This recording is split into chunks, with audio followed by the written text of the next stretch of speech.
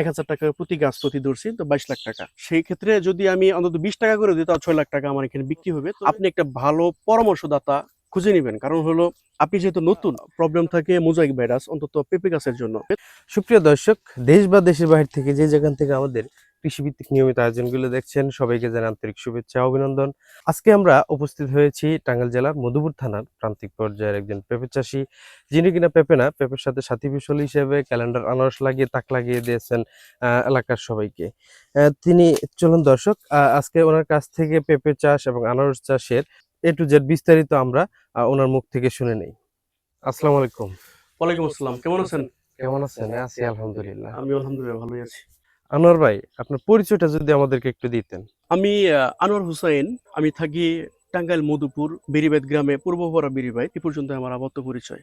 এবং আমি কৃষিকাজের পাশাপাশি মিউজিক নিয়ে কাজ করি, গান বাজনা নিয়ে থাকি। এই আপনার পেঁপে বাগানের পরিচয়টা কি আপনি নিজে করেন না শ্রমিক দিয়ে করান? আমি এটা কখনো আমি নিজে করি না। যখন দেখা যাচ্ছে যে আমার শ্রমিকটা অসুস্থ, সেক্ষেত্রে আমার মাঝে মধ্যে নিজে আসতে হয়। আর যারা কৃষি কাজ করে, তারা অন্তত বইসা থাকলে চলবে না।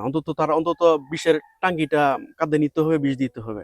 আমার এখানে বেশিরভাগই শ্রমিকরা করে। আমি এখানে মানে উপস্থিত থাকতে পারি না। শুধুমাত্র আমার যে মেন্টর আছে, যে ডিলার আছে, ডিলারের পরামর্শ অনুযায়ী দেখা যাচ্ছে যে কোন সময় কি দেওয়া লাগে, এই বিষটা আমি আমার লোকদের বলে দেই। ওরা সুন্দর করে এই বিষয়টা পরিচর্যা করে তারা। আনোয়ার ভাই, এখানে কত বিঘা জমিতে আপনি এই পেঁপে চাষ করেছেন? আমি এখানে 8 বিঘা জমিতে পেঁপে চাষ করছি। 8 বিঘা জমিতে কতগুলো পেঁপের চারা এবং আনারসের চারা? আ আ আমার এইখানে দেখা যাচ্ছে যে আমার 8 বিঘাতে 2200 পেঁপের চারা আছে। আর 8 বিঘাতে আমার এই যে আনারসের চারা আছে প্রায় 30,000। আর সাথে কিছুটা মিশ্রভাবে সাথী ফসল হিসেবে কচু দিছি আরকি। আনোয়ার ভাই, আপনার এখানে পেঁপে এবং আনারস চাষ করে লাভবান হতে হলে কি ধরনের জমি নির্বাচন করতে হবে এবং জমিটা কিভাবে প্রস্তুত করতে হবে, কিভাবে, এটা যদি আমাদের একটু বলতেন। তো পেঁপের জন্য সবসময় উঁচু জমির প্রয়োজন, যেখানে পানি কোনোভাবে আটকাবে না। পানি পেঁপের গোড়াতে নিষ্কাশনের ব্যবস্থা যেন থাকে। নিষ্কাশনের ব্যবস্থা থাকতে পারে। মানে কোনোভাবে যেন পানিটা সেখানে জমা না থাকে, এরকম জমি নির্বাচন করতে হবে। আর জমি নির্বাচনের পরে আপনাকে সেটা আ আ ভালো করে যে চুন, প্রতি বিঘাতে ১০০ কেজি চুন দিতে হবে। আর সাথে আপনার দানাদার বিষ থাকবে, প্রতিরোধ দানাদার বিষ। আর আপনার প্রতি বিঘাতে ৩০০ বস্তা করে আপনার গোবর দিতে হবে। এটা সবকিছু মিশ্রণ করে আপনাকে এরপরে উদ্যোগ নিতে হবে চারা রোপণ করার। এই রোপণের সময় কি কোনো সার দিতে হয় কিনা? হ্যাঁ, হ্যাঁ, রোপণের সময় একটা স্কিপ করে গেছি আমি। আমার রোপণের সময় সার বলতে আমি প্রতি বিঘাতে ১ বস্তা করে টিএসপি সার এগুলা প্রয়োগ যেটা করছি আরকি। পেঁপে গাছ সুস্থ এবং স্বাভাবিক উৎপাদন করতে চাইলে কতদিন পর পর সার এবং কতদিন পর পর কীটনাশকগুলি প্রয়োগ করতে হয়? আমার এখানে ৩ টা ফসল তো একসাথে, এতে আমি সাথী ফসল।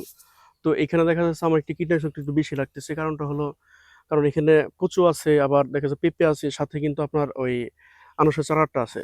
তো আমি এখন এই মুহূর্তে বৃষ্টি যদি না থাকে, এখন তো বৃষ্টির সিজন, তো আমার সপ্তাহে ২ বার দেওয়া লাগতেছে।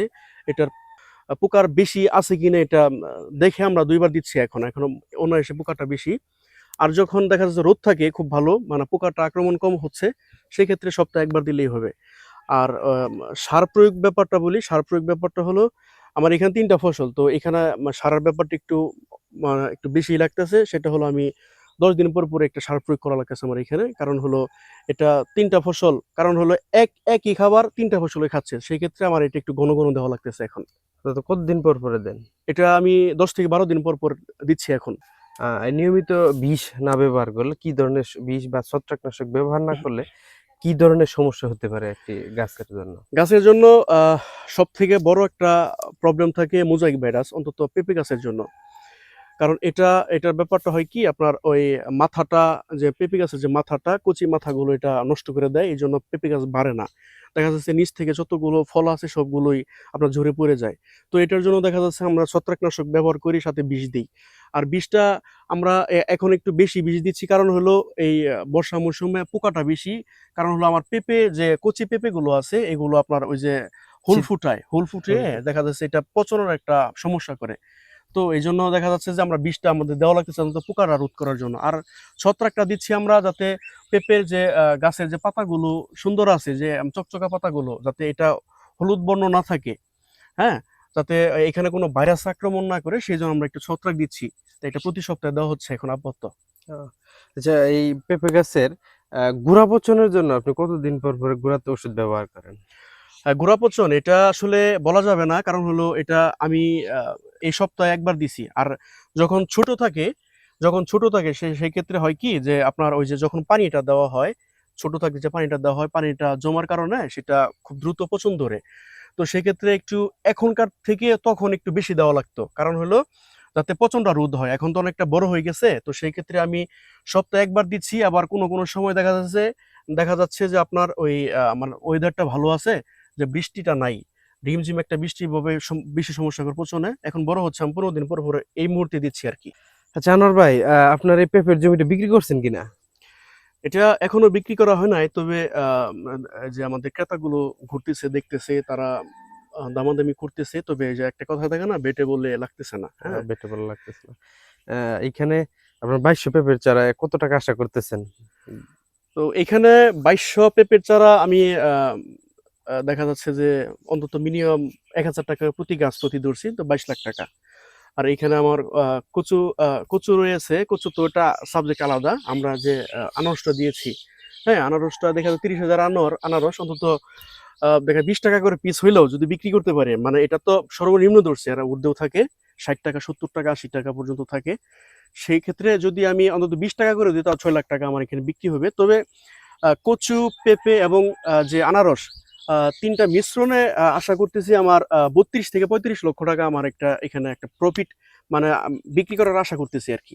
এখানে অলমোস্ট এই পর্যন্ত কত টাকা খরচ হয়েছে আপনার, বা আরো সামনে যে সময়গুলি আছে সবকিছু মিলে কত টাকা খরচ হতে পারে? এখন তো দেখা যাচ্ছে এটার এটা তো বাৎসরিক ফসল। তো দেখা যাচ্ছে কচুটা বাদে বাকি দুইটা হলো বাৎসরিক ফসল। তো এখানে মাত্র 6 মাস হয়েছে। 6 মাসের মধ্যে আমার অলরেডি 7 লক্ষ টাকা অলরেডি খরচ হয়ে গেছে। পেঁপে, আনারস মানে এভরিথিং মিলিয়ে অলরেডি 7 লক্ষ খরচ হয়ে গেছে। আর আশা করতেছি বাকি 6 মাস অন্তত 5 লক্ষ বা 4 লক্ষ এরকম খরচ হবে। তবে এভরিথিং মিলিয়ে 10 থেকে 12 লাখ টাকা আমার খরচ থাকবে আর কি। আপনি 10 থেকে 12 ধরেন, 15 লক্ষ টাকা খরচ হয়েছে, তারপরে হ্যাঁ, ন্যূনতম 50% লাভ থাকবে আর কি। আশা করা যাচ্ছে আর কি 50% এর ঊর্ধ্বে আসতে পারে। এটা হলো দেশের পরিস্থিতি এবং বাজারের গতি হিসেবে।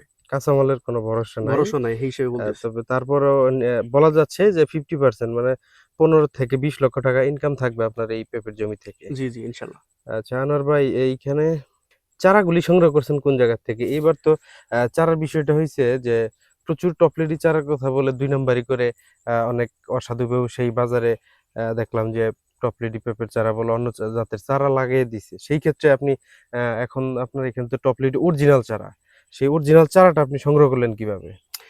এখানে একটা মানে একটা ধাঁধার মতো অবস্থা। কারণ হলো আমার যে চারাটা দেখতে পাচ্ছেন এখানে আমার 99% টপ রেডি। আমি এটা একটা বড় চ্যালেঞ্জার একটা স্থানীয় নার্সারি থেকে নিয়েছি আমি। তো আমি আসলে পেঁপে যে করবো এরকম ভালো একটা ফিল পাচ্ছিলাম না। আসলে কার থেকে নিবো বিশ্বস্ত কে? কারণ হলো যে পরিমাণ এখানে বাংলা পেঁপে দেওয়া হয়েছে, এটা অনেক মানুষ লোকসানের শুরু থেকে হয়ে গেছে। তো আলহামদুলিল্লাহ এইখান থেকে আমি আপাতত উদ্ধার হয়েছে 99% টপ রেডি। এবং আমি যেখান থেকে নিছি স্থানীয় নার্সারি, ওই ভাইটা আমাকে একটা কথা বলছিল যে, "আমার উপর ভরসা রাখো, তোমার এখন টাকা দিতে হবে না। তুমি প্রয়োজনে গাছ গাড়ো, তুমি যত্ন করো। যত্ন করার পর দেখবা যে টপ রেডি বের হইছে কিনা। তুমি প্রত্যেকটা টপ রেডি গুনে, গুনে আমাকে টাকা দিবা। তোমাকে এখন টাকা দিতে হবে না।" আমি এই বিষয়টা নিয়ে খুব ইমপ্রেস ছিলাম তার প্রতি, যে সে আমাকে এরকম একটা গ্যারান্টি দিয়েছিল। এরকম গ্যারান্টি লোকটা খুব পাওয়া এখন কঠিন। এটা আমাদের স্থানীয় একটা নার্সারি ছিল। তবে আমরা এবার যেটা দেখেছি যে গ্যারান্টি দেওয়ার পরও স্টাম্প করে দিয়েছে, তারপরও অনেক পেঁপে চাষি লস খাইছে, যেটা টপলেটি পেঁপে হয় নাই, বিভিন্ন ধরনের জাতের পেঁপে হয়েছে।